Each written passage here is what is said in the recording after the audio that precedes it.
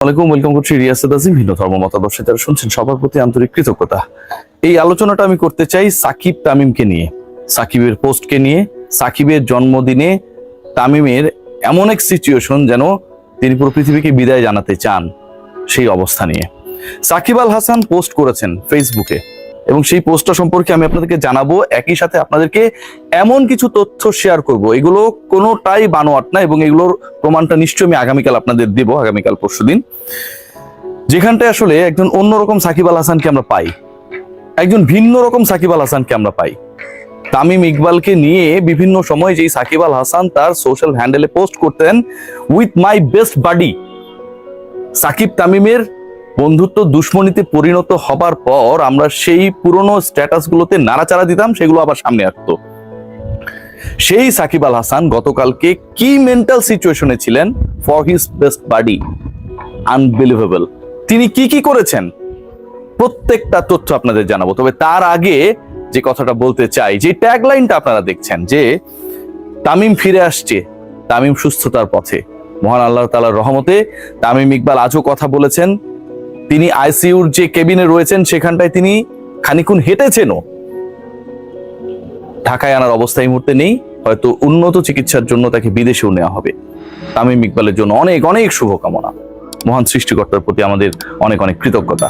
তামিমের এই যে সুস্থ হয়ে ওঠার পথে থাকা, বা তামিম সুস্থ হয়ে উঠছেন, তামিম যে আমাদের মাঝে ফিরে আসছেন, যেই তামিম 22 মিনিট চেতনাহীন ছিলেন, প্রাণহীন অবস্থায় ছিলেন, যে ম্যাসিভ কার্ডিয়াক অ্যারেস্ট হয়েছিল, তারপর তামিম ইকবাল ব্যাক করবেন কিনা সেটা নিয়ে যখন ঠিক এই সময়টাই গতকালকে এত টেনশন ছিল সবার মধ্যে, সেই তামিম ইকবাল ফিরে আসছেন।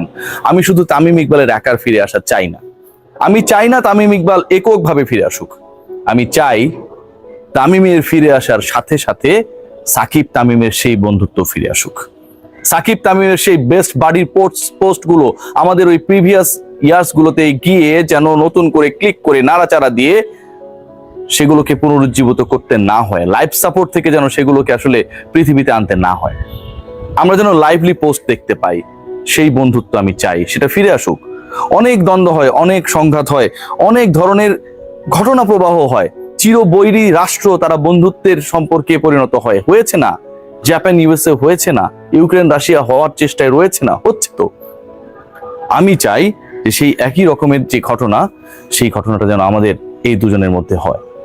যে আলোচনা করতে চাই, যে আলোচনাটা ভেতরের আলোচনা, যে আলোচনাটা এখন পর্যন্ত কেউ জানে না, what actually Shakib Al Hasan did yesterday for his best buddy. তাদের দুজনের একজন খুব কাছের মানুষ রয়েছেন, সেই মানুষটা বাংলাদেশে থাকেন না, বিদেশ বিভুঁইয়ে থাকেন, কিন্তু দুজনেরই কাছের মানুষ, দুই পরিবারের সাথে অন্তঃপ্রাণ। তিনি যখন ঘুমোচ্ছিলেন টাইম জোনের কারণে ডিফারেন্ট কান্ট্রিতে, সাকিব আল হাসানের দেশে তখন এই ঘটনা যখন ঘটে রাত, Shakib made him call thrice, 3 বার কল করেছিলেন। তৃতীয়বারের কলটা যখন তিনি রিসিভ করেন তখন বলেন যে তামিমের এই অবস্থা, ভাই ওরে সুস্থ করতে হবে। ওই ফোনে সাকিব তামিম দুজনেরই কাছের সেই মানুষটা যখন জানতে পারেন যে তামিম ইকবালের এই অবস্থা, বলেন যে সাকিব তুমি আর কি কি করছো, বা আমাকে কল করার আগে অন্য কারোর সাথে কথা হয়েছে কিনা। সবাই, পুরো বাংলাদেশের মানুষ যেভাবে ইমোশনাল হয়ে গেছিল, অস্থির হয়ে গেছিল, প্রার্থনা করছিল, সেই একই অবস্থায় সাকিব আল হাসানও ছিলেন। তিনি তাকে জানান যে তামিমের ওয়াইফ আয়েশা সিদ্দিকার সাথে তার কথা হয়েছে। নোট করবেন, তামিম ইকবালের সাথে সাকিব আল হাসানের কথা হয় না, কেউ কারো ছায়া মারান না। যে বন্ধুত্ব কখনো জোড়া লাগবে বলে আমরা মনে করি না, চুম্বকের বিপরীত আকর্ষণ কাজ করে দুজনের মধ্যে, সেটা আমরা মনে করি। চুম্বক ভেঙে যাওয়ার পর এক মেরু আরেক মেরুকে বিকর্ষণ করে, তাই না? বিপরীত মেরু আকর্ষণ করে, সমমেরু বিকর্ষণ করে। যাই হোক, সেই ঘটনা ঘটলো। আয়েশা সিদ্দিকার সাথে সাকিব আল হাসান সেই মোমেন্টে কথা বলেছেন, যেই মোমেন্টে আমরা ভিডিও ভাইরাল করার ধান্দায় ছিলাম, যে তিনি হেলিকপ্টারে উঠে হসপিটালে মাইক্রোবাস থেকে নেমে কতদূর দৌড়ে গেলেন। যখন অনেক বেশি ভাইরাল নেশায় পেয়ে বসেছিল অসংখ্য মিডিয়াকে, যে আইসিইউর মধ্যে কি হচ্ছে, কিভাবে পাম্পিং করা হচ্ছে, ঠিক সেই সময়টা Shakib Al Hasan he made call to Ayesha. এরপর সাকিব আল হাসান কথা বলেছেন নাফিস ইকবাল খানের সাথে, তামিমের বড় ভাই। সকল ধরনের হেল্প করার জন্য প্রস্তুত ছিলেন এবং আমাকে এটা এনশিওর করা হয়েছে যদি প্রয়োজন হতো সাকিব আল হাসান যেই সিচুয়েশনই হোক না কেন বাংলাদেশে ব্যাক করতেন। তামিম ইকবালের জন্য যা যা করার দরকার তিনি সেটা করতেন। এটা আমাকে বলা হয়েছে ভাই, এটা আমাকে বলা হয়েছে। He was in that position, that situation. বন্ধু তামিমের জন্য সাকিব আল হাসান সেটাও করতেন। যদি প্রয়োজন হতো তার যে বাংলাদেশে এসে থাকে তামিম ইকবালের জন্য কিছু করার, তিনি সেটাও করতেন। ভাবতে পারেন যে সাকিবের জন্মদিন ছিল, প্রিয় বন্ধু মৃত্যু সজ্জায়। সাকিবের জন্মদিনের দিন তার সম্পত্তি ক্রয় করার নির্দেশ এসেছে আদালত থেকে।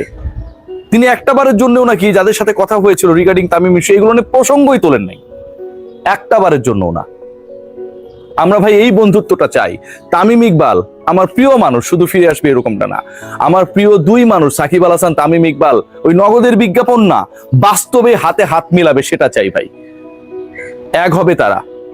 বাংলাদেশে সাকিব তামিম এক হলে, দেখছেন না আমি এই ভিডিওটা যখন আমি করছি 1.3 মিলিয়ন রিয়াকশন সাকিবের ওই পোস্টে।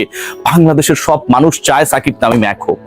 সাকিব হেটার্স, তামিম হেটার্স, সাকিব লাভার, তামিম লাভার যারা আছেন সবাই চায় সাকিব তামিম এক হোক। এর থেকে বড় শক্তি বাংলাদেশের ক্রিকেটে আর নেই। ভুল হতেই পারে, হয়, মানুষ পৃথিবীতে এসেছে ভুল করার জন্য, কিন্তু তার মানে এই না সেটাকে শুধরানো যাবে না। দুজনেই ভুল করেছেন, দুজনেই সমান দায়ী। সাকিব দায়ী, তামিম দায়ী, তাদের ফ্যামিলি যদি রেসপন্সিবল থাকে কোনোভাবে তারা দায়ী। আর কত ভাই, দরকার নেই তো।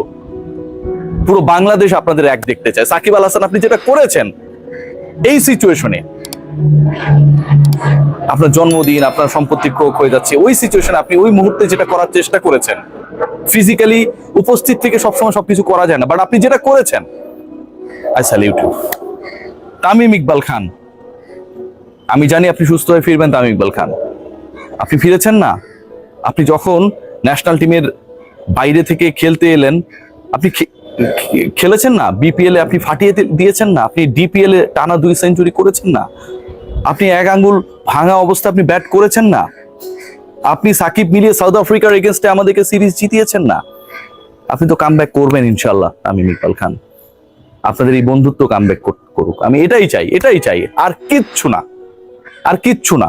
কে আওয়ামী লীগ, কে বিএনপি, কে জামাত, কে জাতীয় পার্টি ভাবার টাইম নাই ভাই। আমাদের আশপাশে অনেক পরিচিত মানুষ আছে, অনেক পার্টির সাথে ইনভলভ।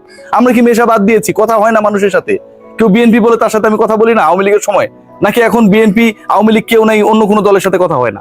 হবে না, সামাজিক মানুষ তো ভাই। বন্ধুত্বের জায়গায় অন্য কোনো কিছু আসে না ভাই। সাকিব তামিম আপনাদেরকে আরো একবার দেখতে চাই, একসাথে দেখতে চাই, চোয়ালবদ্ধ প্রতিজ্ঞায় দেখতে চাই, বাংলাদেশ ক্রিকেটকে ডেকোরেট করার মিশনে দেখতে চাই, হাতে হাত মিলিয়ে দেখতে চাই। ওভার ফোনে না, আপনারা বুকে বুক মেলাবেন সুস্থ তামিমের সাথে আমাদের সুপারস্টার সাকিব আল হাসান। তারা একসাথে সকল দর্শকের উদ্দেশ্যে হাত নাড়াবেন, বলবেন আমরা আছি আপনাদের সাথে, আপনাদের ক্রিকেটে, আপনাদের স্বপ্নে, আপনাদের দুঃখে, আপনাদের সংগ্রামে। সেটা দেখতে চাই। সবাই ভালো থাকবেন। অনেক বেশি ইমোশনাল লাগছে।